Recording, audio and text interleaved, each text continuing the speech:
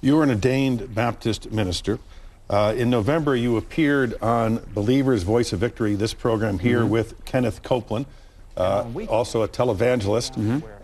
This is how your home state paper described Mr. Copeland's difficulties. A televangelist under investigation by the U.S. Senate Finance Committee turned a national ministers gathering into a fundraising opportunity for Mike Huckabee, reportedly helping to raise thousands of dollars for the cash-strapped presidential campaign. The fundraiser was held at Kenneth Copeland Ministries campus, Newark, Texas. The Trinity Foundation, a group that monitors televangelists and viewed a live internet broadcast of the event, said the fundraiser took in $111,000, generated pledges nearing $1 million. Copeland authorized the fundraiser after receiving a personal call from Huckabee pleading for help, the Trinity Foundation said. And this is a tape of Mr. Copeland's characterization of your phone call with him. Okay. Let's watch. He hollered at me on the phone. He said, "Are you kidding me? Why should I stand with them and not stand with you? They only got 11% approval rating." Amen.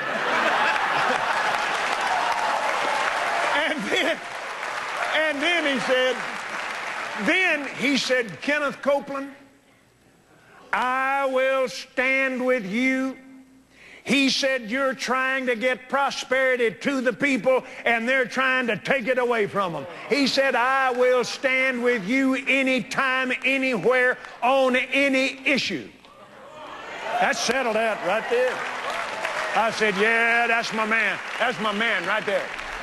Is that a fair characterization of the phone call? I don't know the exact words were used, but, you know, Kenneth Copeland has been a friend of mine for a long time. His wife's from Arkansas. They own property there. He's been somebody that I've known for a long time.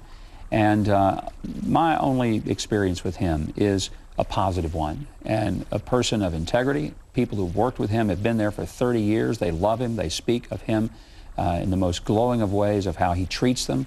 And that's what I know about it. And, you know, when other people make accusations, all I can tell you is people make accusations about me every day. If all my friends abandoned me over it, I wouldn't have any left. But, Governor, Senator Charles Grassley is a Republican from Iowa. Yes, he's a great guy. He has an investigation, and this is how, a week after that, this was the article in the Fort Worth paper. North Texas televangelist Kenneth Copeland remains defiant and refusing to cooperate with the U.S. Senator's request for information about his finances. And despite the controversy, he continues having a prominent role in helping raise funds for Republican presidential contender Mike Huckabee. When you tell him on the phone, you stand with him and not with Congress, are you interfering in a congressional investigation in his finances? No. First of all, let's be sure. People are innocent until they're proven guilty. That's the way we're supposed to operate. But shouldn't he cooperate and turn over the materials that Senator Grassley requested? And as far as I know, he will fulfill his responsibilities. He's taking legal counsel. But you know what? The whole issue with Kenneth Copeland, Chuck Grassley, is not an issue that I'm dealing with as a presidential candidate. It's not a part of whether or not I ought to be running for president. And what I'm saying is that I think he's taking his legal counsel, finding out what he's supposed to do and where he's supposed to cooperate, but not in any way yielding over the constitutional rights he has under the First Amendment to be not just a person of free speech, but also a person of freedom of religion. But if you tell him, I stand with you against Congress, and then he raises money for you, isn't that interfering in an investigation? No, it's not interfering with an investigation. It'd be interfering if I called up Chuck Grassley and said, lay off Kenneth Copeland. I've not done that, nor would I do that, because I think Kenneth Copeland will ultimately have to provide some responsible answer to the questions that have been raised. And that's fine. And Senator Grassley, he can request whatever information he needs. He'll have the legal authority to do what he does, or he won't be able to get it done. That's all in the world that has to happen. But he should provide all the information that's been requested.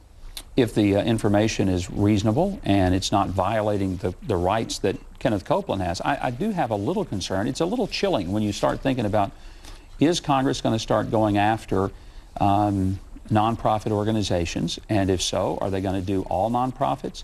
Are they going to start looking at MoveOn.org? Are they going to start looking at some of these organizations where every dime comes from? If we're going to do it, let's open it up and make sure everybody coughs up the information.